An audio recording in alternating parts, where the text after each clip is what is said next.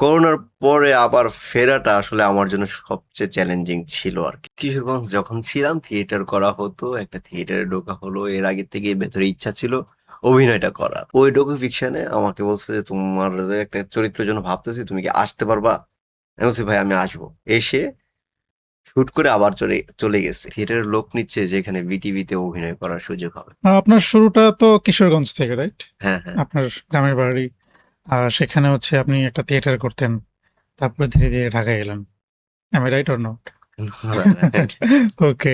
So একটু আপনার শুরুটা জানতে চাই আসলে। আব্দুল্লাহ আল সেন্টু মানে সেন্টু কবে সেন্টু হয়ে উঠলো? কিভাবে হয়ে উঠলো? আ আসলে কিশোরগঞ্জ যখন ছিলাম থিয়েটার করা হতো, একটা থিয়েটারে ঢোকা হলো। এর আগে থেকেই ভেতরে ইচ্ছা ছিল অভিনয়টা করার। তো সেই অভিনয়টা করার জন্য নিজের মতো করে যাচ্ছিলাম।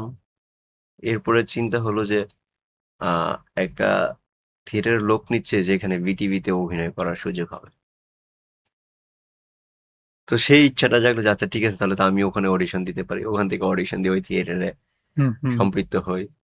সম্পৃক্ত হই। তারপর ওখান থেকে মূল যাত্রাটা শুরু অভিনয়ের। আচ্ছা। আ ক্যামেরার সামনে আপনার ১ম দাঁড়ানো কবে? কত সালে? আ কিভাবে? এটা মেবি ১৭ র দিকে হবে। আচ্ছা। একটা শর্ট ফিল্মে যেটা এখনো রিলিজ হয়নি আদৌ। আর ও হবেও না। আচ্ছা, আচ্ছা।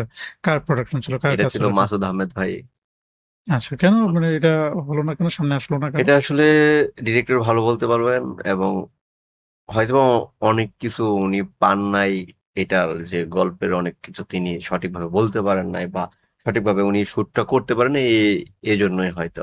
আমি সেটা পরিপূর্ণভাবে জানি না আরকি। ওকে। তো তারপরে হচ্ছে সেই শর্ট ফিল্মটা আপনার সামনে আসলো না। এরপরে কি কাজ করলেন? বা আপনার কোন কাজটা নিয়ে বেশি আলোচনা শুরু হলো আপনার কাছে মনে হয়? না, এরপরে তো আরো কিছু অনেকগুলো শর্ট ফিল্ম করছি। করার পরে 'সাতাও' সিনেমা করলাম। এরপরে করোনা আসলো, ঢাকা ছেড়ে দিলাম। সবাই ভাবছে আমি হারায় গেছি। যারা আমার পরিচিত যে হুম, ও হুম। মনে হয় না আর ফিরতে পারবে। তো করোনার পরে আবার ফেরাটা আসলে আমার জন্য সবচেয়ে চ্যালেঞ্জিং ছিল আরকি।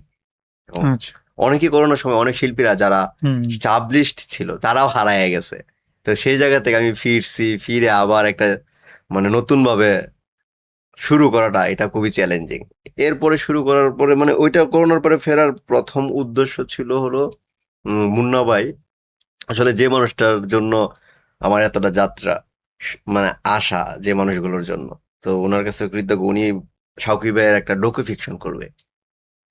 ওই ডোকু ফিকশনে আমাকে বলছে যে, "তোমার একটা চরিত্রের জন্য ভাবতেছি, তুমি কি আসতে পারবা?" আমি বলছি, "ভাই আমি আসবো।" এসে শুট করে আবার চলে চলে গেছি।